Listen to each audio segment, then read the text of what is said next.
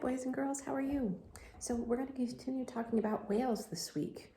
We had started doing some things on whales last week. I had read you a book, and then Thursday and Friday I had visits from you, and I was delivering some bags to some of you. So I'd like to get back to doing some whales this week. I'm going to read you a special story by Dr. Seuss about whales, and hopefully you've been working on your whale book. I have been working on mine. I'm going to share that with you, and I have a very fun whale craft that we can do this week together. So I'm going to go ahead and read this first. This is called A Whale of a Tale. It's all about porpoises, dolphins, and whales. So we're going to learn about several different sea creatures because they all belong to the same group. Okay, and you know Mrs. McAdams always loves Dr. Seuss because it rhymes. So I'm going to scoot this way so I can get the book closer to you so you can see it while I'm reading. Okay, all right, it says, "What's the story today? Funny that you should ask. We're going to take on a whale of a task. To learn about whales and their smaller relations, porpoises and dolphins, the group called cetaceans." So whales, porpoises, and dolphins belong to a group called cetaceans. Okay? So please hang on tight as we lower down toward the boat that we soon will be sailing aboard. One very large boat, the best in the nation, Captain McElligot's crustacean station. Always good rhymes in Dr. Seuss, huh? Like monkeys and donkeys and dogs, cats, and camels, whales, porpoises, and dolphins are all different mammals. Cetaceans might look like the fish in the sea, but cetaceans are closer to you and to me. They're warm-blooded like us, but with fins and no legs. They give birth to live babies and do not lay eggs. So here it says, fish breathe through gills like that cod over there. And then here, right, here's a whale. It's called a pygmy whale. There's the fin. Remember we talked about the parts of the whale. There's the fin, and here's the baby one with the blowhole. Okay, there you go. Okay, so cetaceans, of course, have fins, right, and tails. Humans have legs, but they don't lay eggs, right, like humans. They have their babies live. Land mammals have bodies all covered with hairs. Cetaceans have just a few spare hairs on theirs. Our hair keeps us warm, but their fat does that trick. Sometimes, like a mattress, it can be 2 whole feet thick. We call that blubber inside a whale that keeps them warm, right? Another big difference between whales and fish, thing 1 and thing 2, can explain if you wish. Fish flap their tails side to side when they go, but whales flip theirs upward and downward like so. Okay, so I'm going to put the book down. So whales, their tails go back and forth when they swim, right? But a whale's tail goes up and down, up and down, up and down. That way, that's the difference between the fish, another difference between fish and whales, right? And fish lay eggs, and whales, dolphins, and porpoises have their babies live. All right, see that? Very interesting. Some cetaceans catch food with the teeth in their head. Others use something called baleen instead. Remember we talked about the 2 different types of whales? Yep, toothed whales like the orca, and then baleen whales like the blue whale. Baleen grows in rows and forms sort of a grill for straining the tiny sea critters called krill. There they are, those little shrimp-like creatures. But toothed or baleen, cetaceans don't chew. They swallow food whole. That's all that they do. Some whales even swallow some things by mistake, a bucket, a boot, or a big rubber snake. Yes, unfortunately, if there are things in the ocean that don't belong, sometimes the whales will swallow those. That's why we want to make sure we don't ever throw anything in the water, like garbage or anything like that, because it can hurt those fish. Right, so there's your orca. Right, here's your porpoise. Here's a dolphin, right, and a sperm whale. They're all toothed whales or toothed cetaceans. Right. Most cetaceans we know like to swim in a troop. A pod is the name that we give to this group. If danger is near, they will sound an alert. to keep their young safe and help those who are hurt. So see what happens? So here's the little babies. So if there's an enemy coming or another one who's maybe a carnivore, right? The whales make a circle around the babies to protect them, or another one of their whales if they're hurt. That way, see, the predators can't get to their babies. Because it is smallish, the porpoise is shy. It swims near the shore and it does not leap high. Only Dial's porpoise swims out in the sea 30 miles an hour. The porpoise is speedy. All right, so porpoises are a little different than dolphins. They don't jump very high, right? So they're shy, so they stay a little closer to the shore. And dolphins, you'll see, will jump very, very high sometimes, but not as high for the porpoises. Okay. So can we all play a game? Let's make a start. Porpoise or dolphin, how do you tell them apart? What do you think? Porpoise or dolphin? Dolphin, right? B, porpoise or dolphin? Might be a whale, isn't it? Yeah, that's actually a porpoise. C, what do you think? That's a porpoise as well, that's right. And then D, yep, dolphin. You can tell by that pointed nose and those teeth. See those teeth in there? And this one's also a dolphin. It's called a bottlenose dolphin, probably the most common kind that we see. Porpoise teeth are flat, dolphins are cones. Porpoise's nose are shorter with delicate bones. Porpoise or dolphin, it's easy to spot. Dolphins' noses are long, but porpoises are not.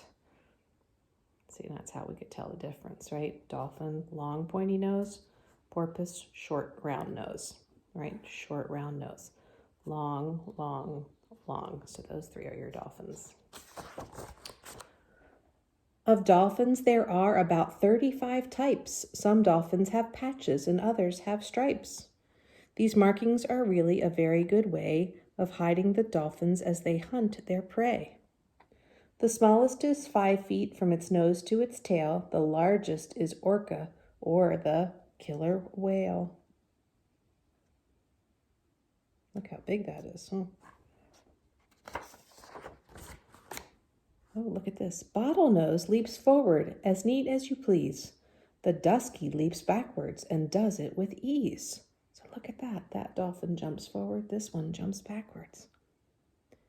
The one we call Spinner, McElligott nose, spins round in the air like a top this guy goes.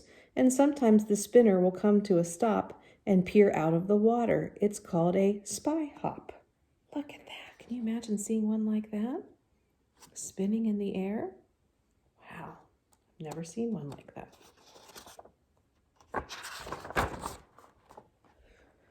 This humpback is one of a very odd-looking mammal. Its back has a hump like the land-living camel. Do you see that? Isn't that interesting?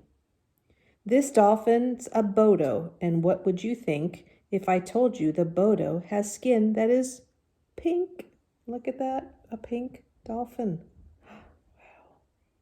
The dolphin has a way of looking around by forming a picture that's made out of sound. It sends out a sound at a high, steady rate. The sound bounces back, making its jawbone vibrate. Echolocation is the word that we call the underwater way that dolphins see all.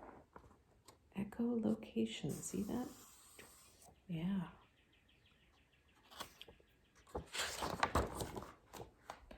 Most dolphins could win Mommy of the Year. They care for their young and keep them quite near.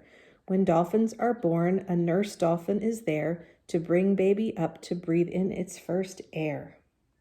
And when mom goes to hunt, why, this thoughtful critter leaves baby behind with the babysitter. Much like for you guys, huh? If your parents go out, they leave you with a babysitter. It might be grandma or grandpa or somebody special that you have that babysits. Yep. So when the dolphins are born, then that other dolphin, the mom waits here, brings that little baby up for its first breath of air. And then if the mommy goes out to hunt, Then this dolphin watches the babies while she's out. Isn't that nice? I'll bet you are thinking, hey, what about whales? The biggest comes last. Oh, that trick never fails. Whales, as a rule, like to stay on the move, as all of our studies can easily prove. In tropical seas in the winter they breed, in the summer they swim toward the poles to feed. Some scientists tag whales with sensors or plates to study their habits, their lives, and their traits. All right, so here's our globe. Remember like we have in school, right? So it says, right, in the winter, they breed. That's when they have their babies, right? In the summer, they swim toward the poles to feed, right? Okay, so there you go. Right, northern up here, and then southern down here. Okay, and as we know, whales migrate, right, when it gets cold because they like the warmer waters.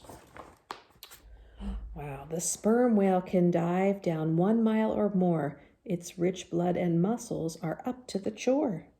A cave in its head, that's the size of a jeep, weighs down the whale's body and helps it sink deep. Isn't that interesting? There's not actually a jeep in there, but there's a big sort of cave-like part in the sperm whale's head. That's what makes it heavy enough to go down to the bottom. Pretty neat, huh? Oh, here's a fun one. Look at this one. We talked about this one last week in the video, or in the book. Some whales we have found have teeth much more like beaks. They live far from the land, but we've seen a few peaks. The narwhal's long tooth is a tusk, as you see. It might work as a sword or an ice pick, maybe. We learned that's actually a big, long piece of bone. Remember that from last week when we learned about that? What an interesting creature. You don't see a lot of those because they live farther out from land. So this is called a beaked whale. All right, here's another type. Look how funny his little nose is. These are all different kinds of beaked whales. Interesting. Yeah, I think they could use a sword or a little pick, an ice pick. Maybe you could put food on there like a little skewer, huh? One day you might hear a big loud splash. A whale has leapt up and come down with a crash.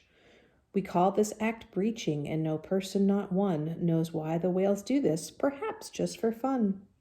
The best breachers of all are these whales, they say, humpback and sperm, right whale, and gray. So they say that those types of whales are the best breachers, the ones that come high out of the water and splash. And Mrs. McAdams saw some of these humpback whales, the last time that I was traveling and saw whales in the water. The ocean is loud with the sounds of whales talking. They're clicking and groaning and moaning and squawking. Why is it whales talk? To communicate who, what, why, and where, and if they will be late. The humpback sweet song won McElligot's heart. It even showed up on the pop music chart. A whale song. So they make lots of groaning and moaning and clicking and singing sounds under the water. That's how they talk to each other and communicate. All right, Dick and Sally all set. Oh, this will be a blast. Here comes the blue whale. The biggest comes last.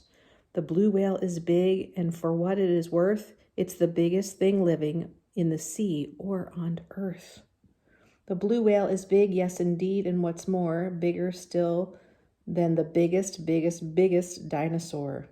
The story of the porpoise, the dolphin, and the whale, you have to admit,